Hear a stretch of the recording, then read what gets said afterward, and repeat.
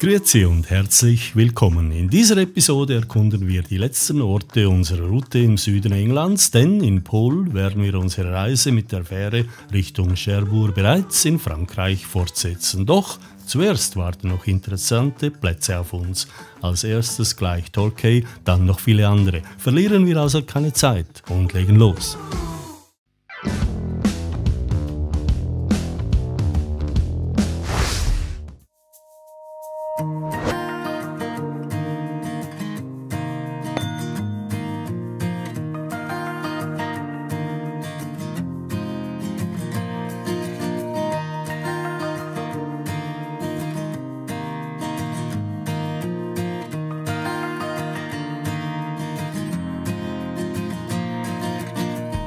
Der Bootshafen in Torquay beeindruckt, einerseits durch seine Größe, rund 1000 Plätze stehen hier zur Verfügung und andererseits durch seine ideale Nähe zum Stadtzentrum.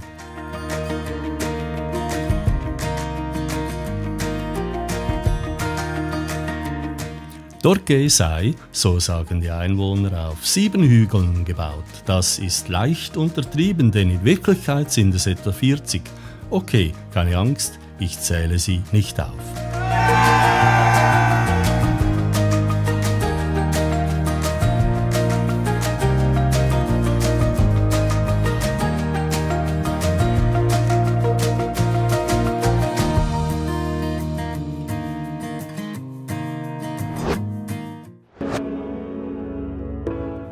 Im 19. Jahrhundert entwickelte sich Torquay zu einem populären Küstenerholungsort, berühmt für sein gesundes Klima. Da der Wind geologisch bedingt nie aus Norden oder Westen kommt, ist das Klima sehr mild und für englische Verhältnisse recht trocken und selten neblig.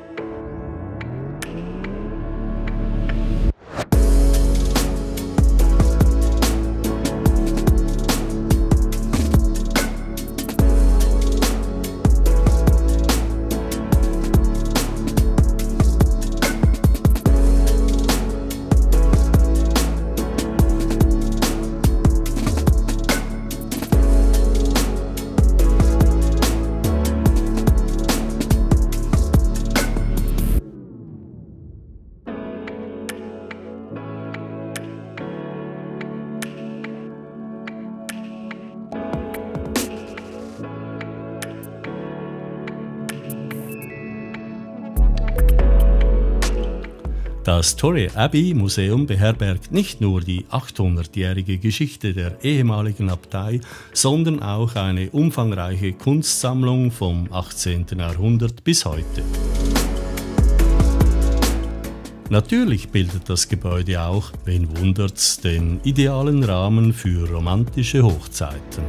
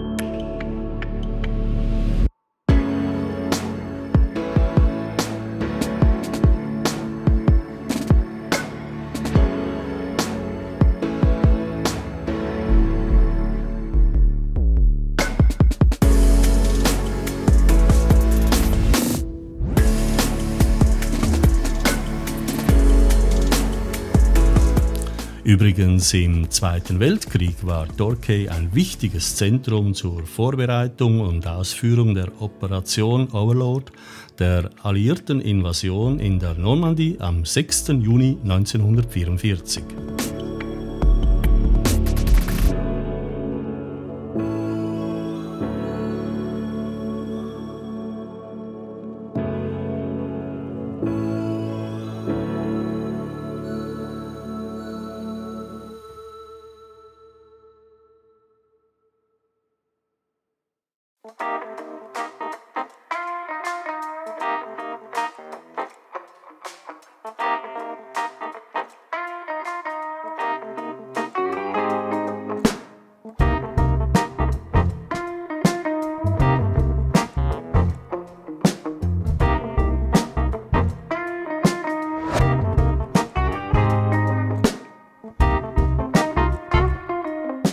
Exmouth liegt, der Name sagt es, an der Mündung des Flusses Ex.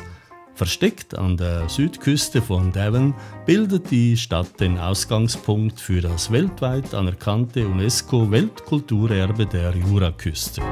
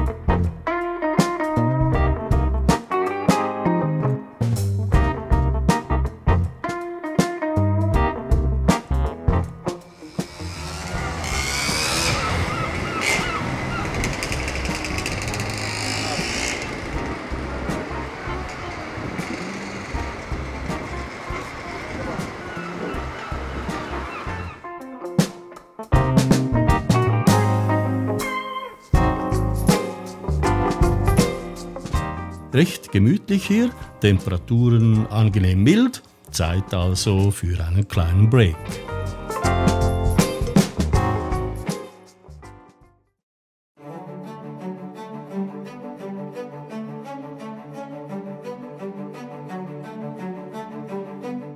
Okay, heute wollen wir wieder mal raus in die Natur.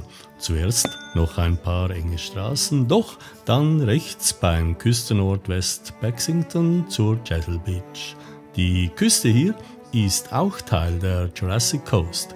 Die Juraküste erstreckt sich übrigens vom Oregon Point in der Nähe von Exmouth im Westen bis zu den Old Harry Rocks bei Studland im Osten. Ist also ca. 150 Kilometer lang.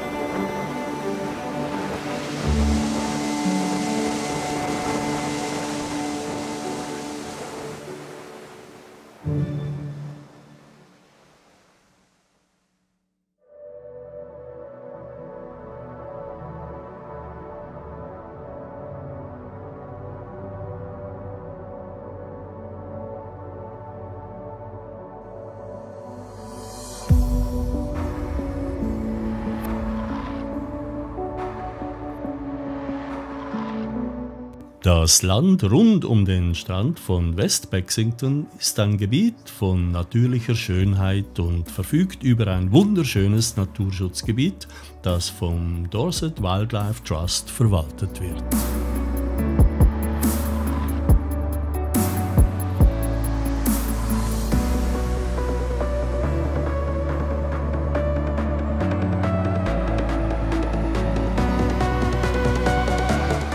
Das Schilf- und Buschland wurde dank der seltenen Vegetation, die hier wächst, als Gebiet von besonderem wissenschaftlichem Interesse ausgewiesen.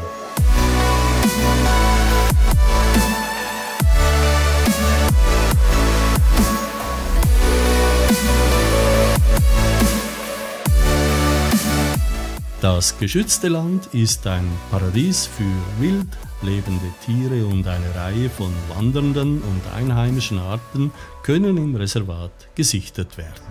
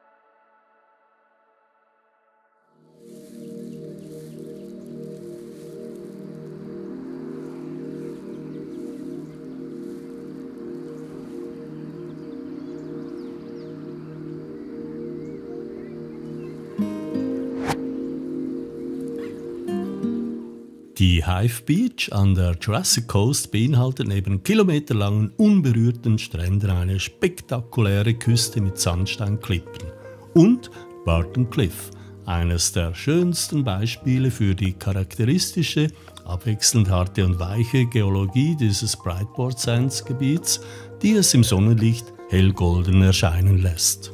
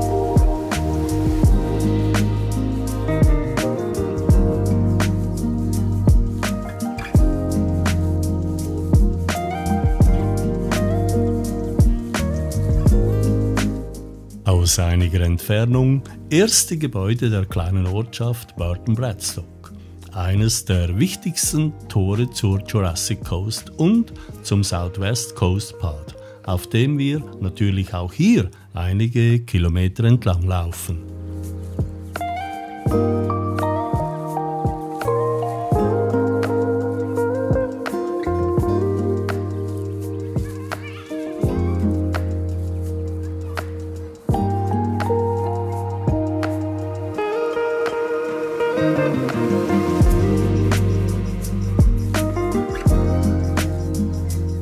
Es ist einfach herrlich, auf dem Coast Path entlang der Küste zu laufen, auch wenn sich hier oben der Wind schon ein bisschen bemerkbar macht.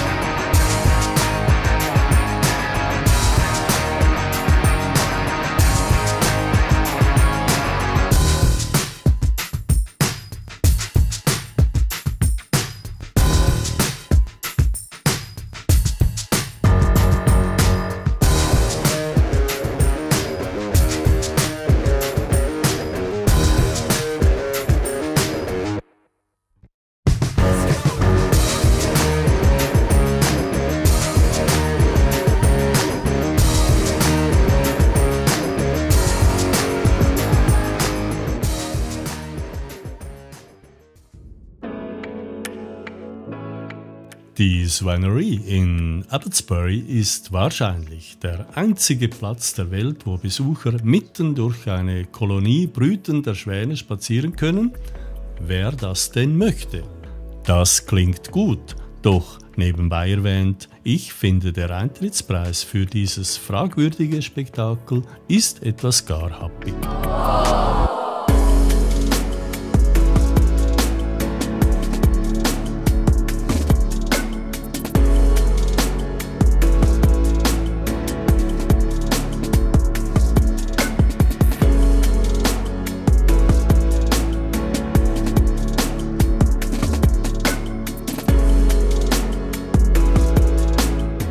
Dafür geht's zur nahegelegenen Abbey Barn Farm, wo Enten und Schwäne ebenso ungezwungen ihren Vergnügen und Pflichten nachgehen können.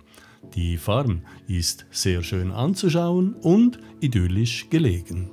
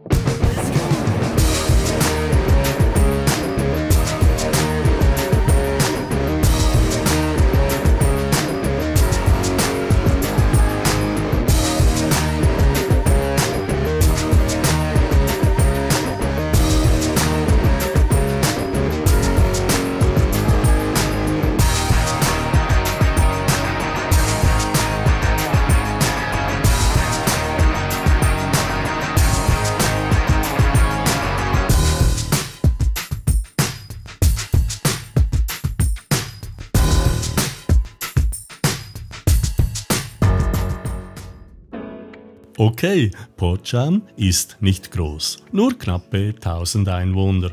Die Häuser bestehen aus einer Mischung aus älteren grauen Steinhäusern und moderneren Gebäuden in verschiedenen Stilrichtungen. Teilweise könnte man meinen, man stehe inmitten einer Hobbitsiedlung. Recht schrullig, aber hübsch und gemütlich.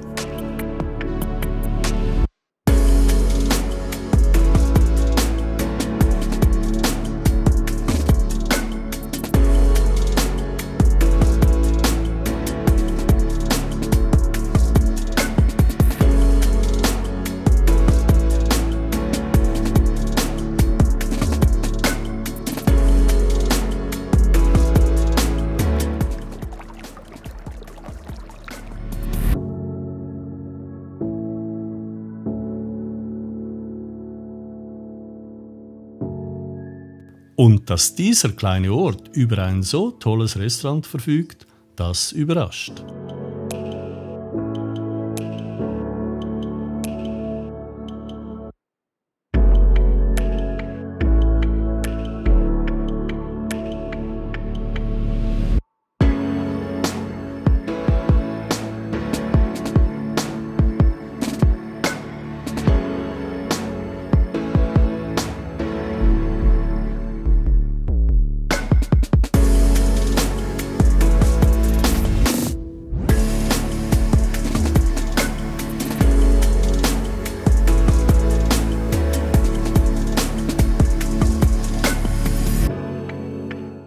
Das wollen wir natürlich genießen. Bis später.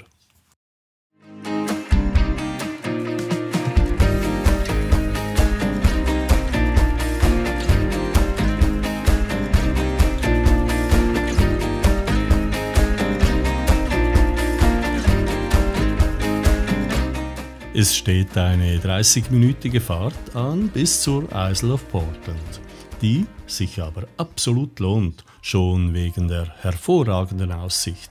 Nicht umsonst heißt das Restaurant hier oben The View.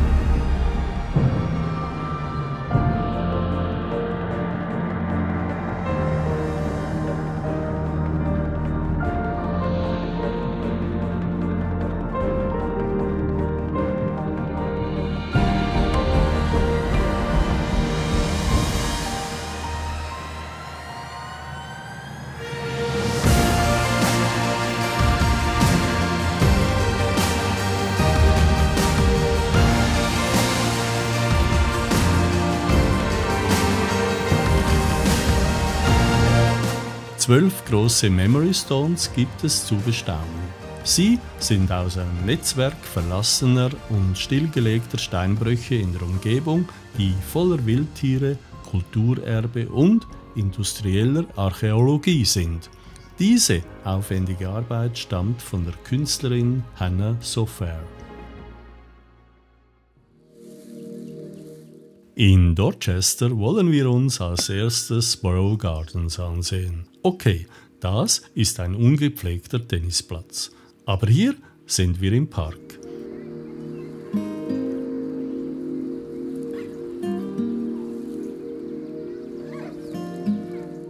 Dorchester liegt im Südwesten der englischen Grafschaft Dorset und ist deren Verwaltungssitz.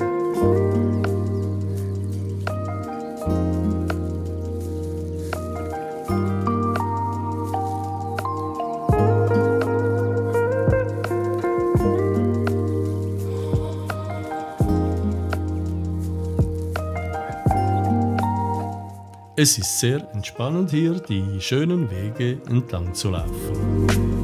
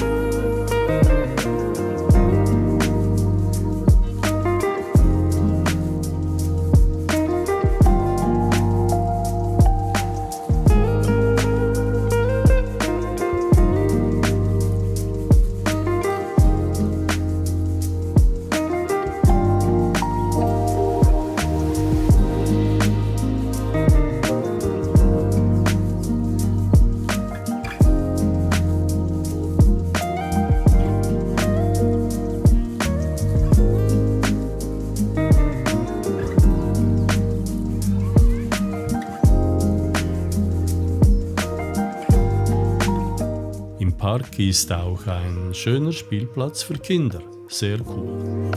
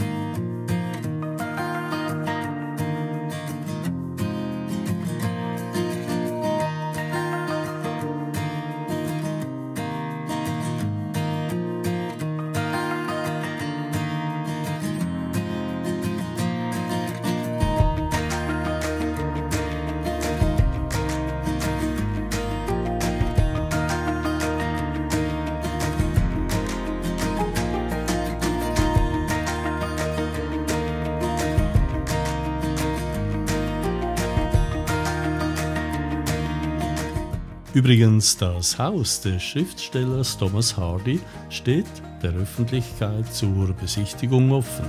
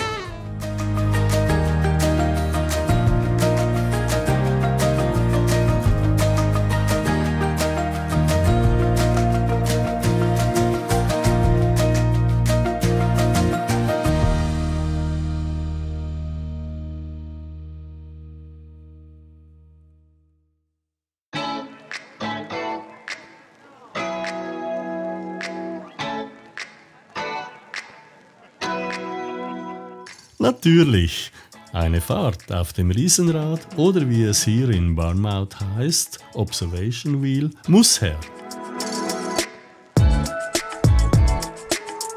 Grandios, die Aussicht von oben.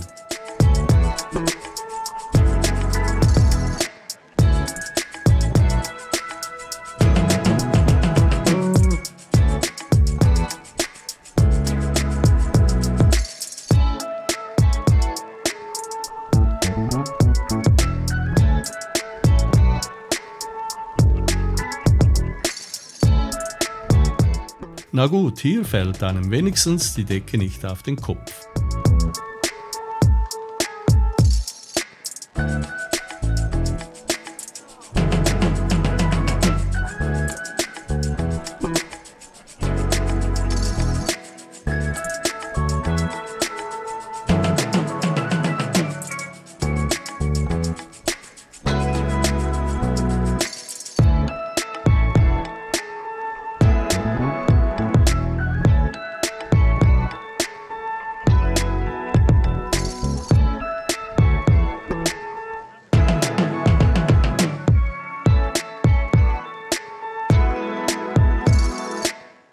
Auf dem Pier ist einiges los und die Aussicht auf die Küste ist hervorragend.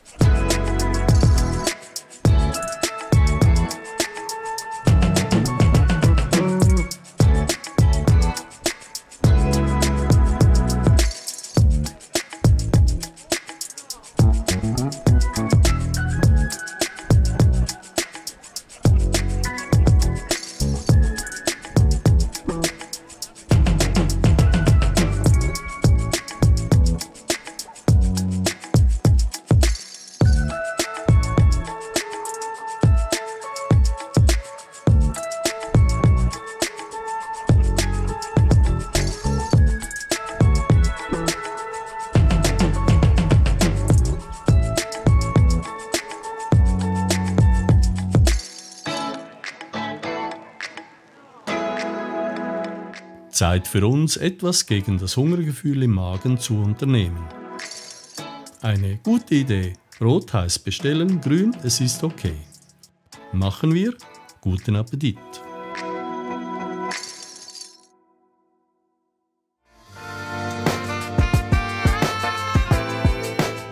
Nun, es ist soweit.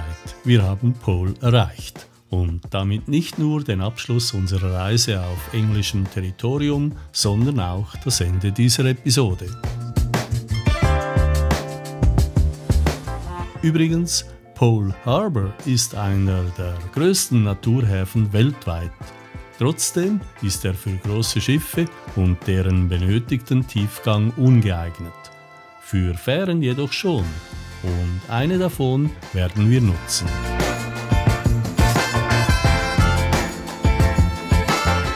Noch haben wir etwas Zeit und relaxen am Quai und schauen dem Training der Ruderer zu.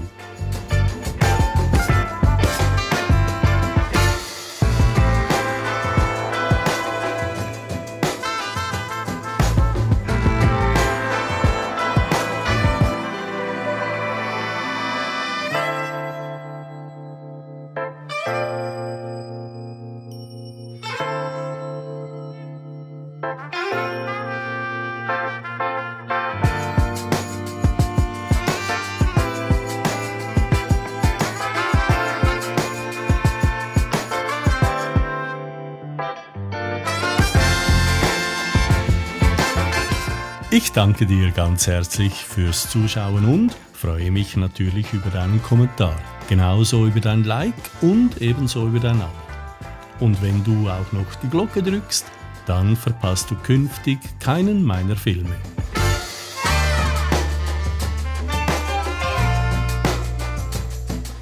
Morgen erwartet uns Brittany Ferries zur Überfahrt.